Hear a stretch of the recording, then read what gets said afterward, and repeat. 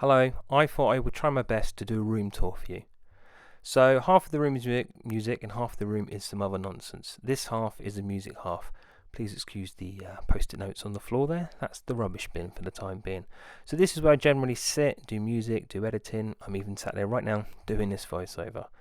The shelf above has a big gap at the top, but that is where the tripod goes, which I'm using.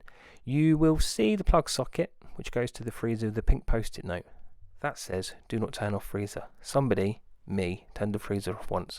What a wally. The freezer's here because it won't fit in the house. The record player used to go there, but stuff was getting dumped on top, so that got moved. Right, I can assure you, that squeak you just heard was not a fart. That is the brown chair you saw. It's very old, it's very knackered, and it squeaks like something else. I tell you, it's terrible. So this is me generally just spinning around the room to show you the size of the area. We'll do the music bit first.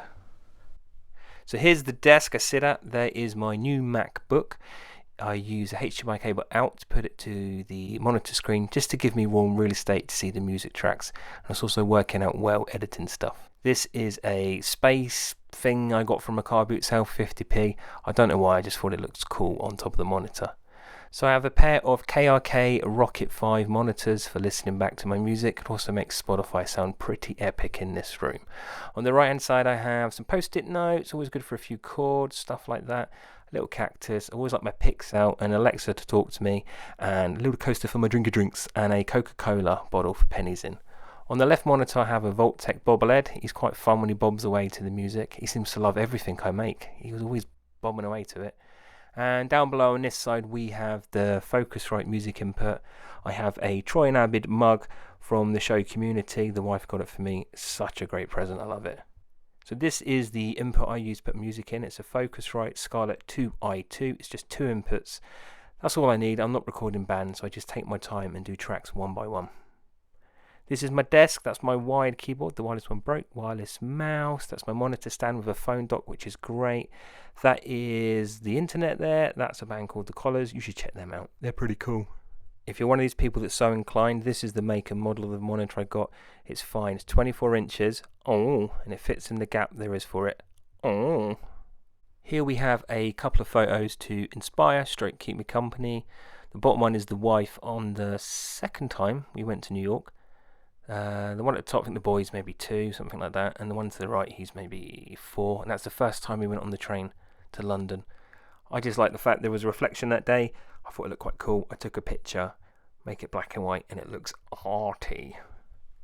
These are the guitars I have, quite the woeful guitar collection, but I'll be honest, I'm not really into guitars. I just choose function over form. So the 3 I have are a acoustic Epiphone Master built guitar. It has an inbuilt tuner, which for me is brilliant. I then have a blue Squier P-bass guitar.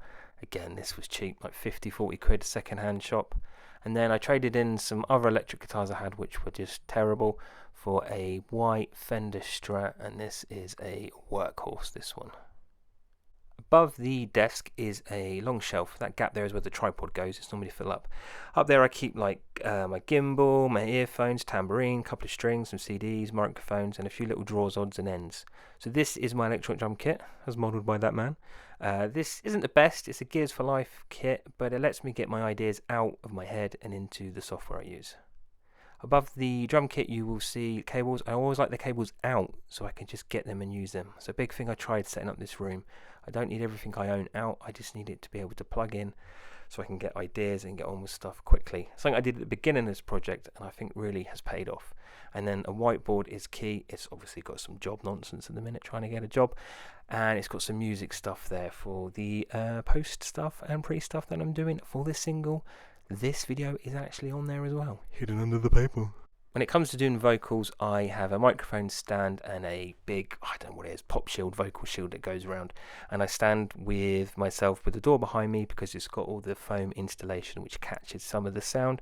And I think it sounds pretty good. The vocals sound fine to me on the album and the single. This is it from the side, no microphone.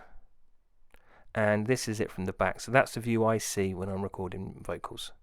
Microphone wise, like guitars, I don't have a lot, but what I have is fine. So I have an Audio Technica AT4033A. God, I hate numbers like that.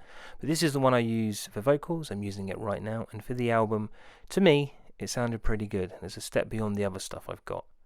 For the acoustic guitars, I used a Rode M5 matched pair, so it just means they work together. I don't understand the science, but I know the guitars sounded very pretty. They're especially good on a upcoming single, which is a very delicate, sort of picky acoustic song. And of course, the Shure SM58, you just have to have one of these. These are the earphones, the cans that I use. They are very good at keeping the sound in. Brilliant when you're doing some singing. That's the make there. These are very big because I've got a big fat head, so they need to go over my noggin. Now, to the right of the whiteboard is a wall there. It's a bit of a mess, but for reasons that will make sense later on. Now, if you've just come here for the music side of it, this is probably where you need to go. But if you want to have a nose and wonder what on earth is in the background over little videos and posts, this is what it is. So this is on the music carpet, the music half, looking back at the other side of the room. A nice little heater there. And it's more sort of games and collectible stuff, I guess. At the bottom, behind a lot of that junk, is lots of retro gamer magazines, because it turns out I'm a bit of a massive gamer. Behind this side, we have some weights. Me and the wife are trying to get fit with a weight bench. Some vinyl records down there. I think that's an Xbox 360 Hello Edition, a PS3, there's something else there, and an empty can. Look at me, messy. Here are some Game Boys and 3DSs, a little LCD thing, a Tamagotchi, a pair of Game Boy cufflinks that I love to wear when I go out on occasions, be it like weddings and funerals and stuff, me being rebellious the best I can. Tucked behind the CRTV, yes, the CRTV, we have a GameCube, an N64, and then some things which I guess are antiques now, CDs. Do you see them? Probably got about 1,000 CDs stuck in this room. Above the CRTV, we have a 1989, well, a new version of the 1989 Batmobile. It's probably my favourite Batmobile. The kid is not allowed to play with this. That sits up there, out of the reach, just for me to look at. A few Mega Drive games. I'm not going to take pictures of all the games because it's going to get geeky and boring, and that's not why you've come to this video, hopefully. But I thought I'd just show you a few. Toe Jamming Out, Flashback, one absolute classic. Yes, being a gamer, I have a few pop vinyl figures. Not a lot, just a couple. The one with the axe is Kratos from God of War. That was my game of 2018. If you happen to have not played it and you're a gamer, give it a go. And here we are, a few video game books. These are the things I like to read and collect. Just some Zelda books, but also stuff about how games are made, how games are reviewed, critical thinking, design documents, the history of games, not just, who's the best video game character. And on the top, throughout this whole process, I've needed to keep different pairs of glasses around for stuff, and this is where they live, up here. I can't wait to get rid of them when I'm done with this single. And there in my room sits a strange man.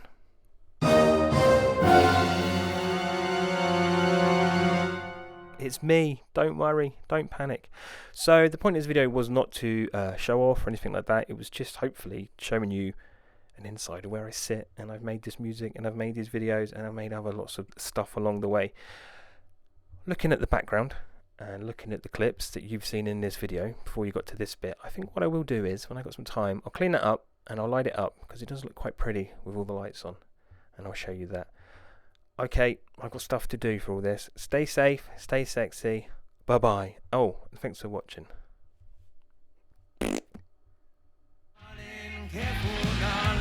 Careful with that tongue now, darling, and just you be a little wary, and just you be a